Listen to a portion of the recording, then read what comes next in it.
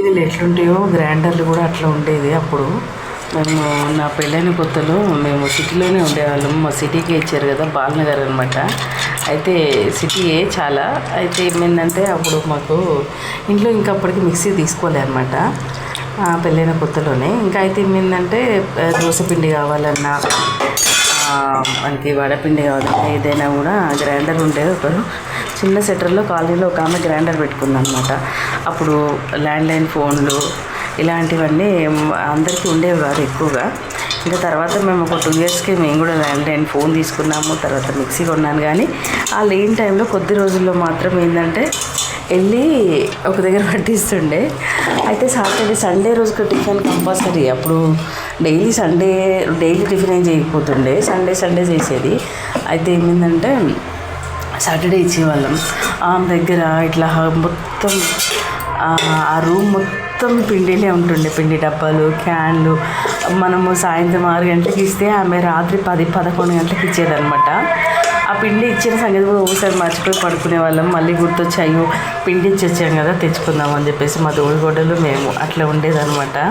మా ఇద్దరు పెద్ద తోడికోడలు, నేను, ముగ్గురు ఇచ్చేసేవాళ్ళం. పిల్లలతో పంపించేవాళ్ళం, మళ్ళీ వెళ్ళి మేము తీసుకొచ్చేవాళ్ళం అనమాట. అట్లా ఉంటుండే అప్పుడు. ఇప్పుడైతే ఇంటింటికి గ్రైండర్లు అయిపోయినాయి. అయితే ఇప్పుడు ఎందుకు చెప్తున్నా అంటే, నేను రాత్రి నానబెట్టాను దోశ కోసం అని చెప్పేసి.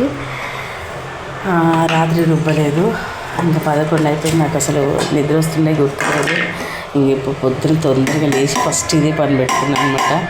మినపప్పు, కొంచెం శనగపప్పు, అలాగే కొంచెం సాబుదానా కూడా వేసిన, కొంచెం బాగుంటాయి దోశలు బాగా వస్తాయి అని చెప్పేసి. ఇంక ఇప్పుడు వేస్తే ఒక 2 గంటలలో కొంచెం పులుస్తుంది కదా, ఇంకా వేసేసుకోవచ్చు అని చెప్పేసి. మాకేంటంటే రేషన్ కార్డు అయితే ఏం లేదు. ఇప్పుడు ఎట్లుందంటే రేషన్ కార్డులో బాగా ఇల్లు ఉన్న వాళ్ళకి, కార్లు ఉన్న వాళ్ళకి రేషన్ కార్డులు. ఇలా ఎందుకంటున్నానంటే, ఇప్పుడు మాదైతే సొంత ఇల్లు ఏం కాదు, అయినా కూడా మాకు రేషన్ కార్డు లేదు. అదే సొంత ఇల్లు ఉండి, పెద్ద పెద్ద బిల్డింగ్లు ఉండి, కార్లు ఉన్న వాళ్ళకే రేషన్ కార్డులు వస్తున్నాయండి. ఇలా అంటున్నానని ఎవరేమనుకోవద్దు, వాస్తవం చెప్తున్నా. అట్లా ఉంది. మరి ఇంకా మనం రేషన్ కార్డు కావాలంటే కూడా కష్టమే ఉంది. ఏం లేని వాళ్ళకి రేషన్ కార్డు అంటారు, కానీ అట్లా కాదు. ఇప్పుడు అన్నీ ఉన్న వాళ్ళే డబ్బులు ఇచ్చి పలుకుబడి ఉపయోగించి రేషన్ కార్డులు సంపాదించుకుంటున్నారు. మాకు ఏంటంటే క్యాబ్ ఉండే అనమాట, మా వారు క్యాబ్ నడుపుతారు కదా, సో అది ఉంది, తీసుకున్నాము. ఇంకా దానివల్ల కార్డు కట్ చేసేసారు, రేషన్ కార్డు కట్ చేసారు అనమాట. అది క్యాబ్ కూడా ఏంటంటే మనం బిజినెస్ చేసుకోవడం కోసమే కదా క్యాబ్ అనేది. అది సొంత కార్లు ఉన్న వాళ్ళకి మాత్రం, వైట్ ప్లేట్ ఉన్న వాళ్ళకి మాత్రం రేషన్ కార్డులు ఉన్నాయి. మేము ఎల్లో ప్లేట్, దానివల్ల ఏదో చేసుకొని పని చేసుకుందాం అనుకునే వాళ్ళకేమో రేషన్ కార్డు కట్ చేశాడు. ఏందో ఈ గవర్నమెంట్ ఏందో నాకైతే అర్థం కాదు. నేను గవర్నమెంట్ని ఏం నిందించట్లేదు, కానీ కొంచెం మారిస్తే బాగుంటుంది అనిపించింది.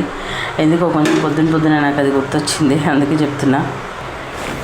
నిజంగా చెప్తున్నా కదా, పెద్ద పెద్ద బిల్డింగ్, 2-3 అంతస్తుల బిల్డింగ్ ఉన్న వాళ్ళకి, కార్లు ఉన్న వాళ్ళకి, మంచి ఆదాయం ఉన్న వాళ్ళకి, సంవత్సరానికి మంచి ఆదాయం ఉన్న వాళ్ళకి రేషన్ కార్డులు, ఏం లేని వాళ్ళకి లేదు. ఎందుకంటే వాళ్ళు ఎవరికి తెలియదు, ఎవరిని పలుకుబడి ఉండదు, అందుకే వాళ్ళు ఏం చేసుకోలేరు. అట్లనే ఉంది కదా ఇప్పుడు.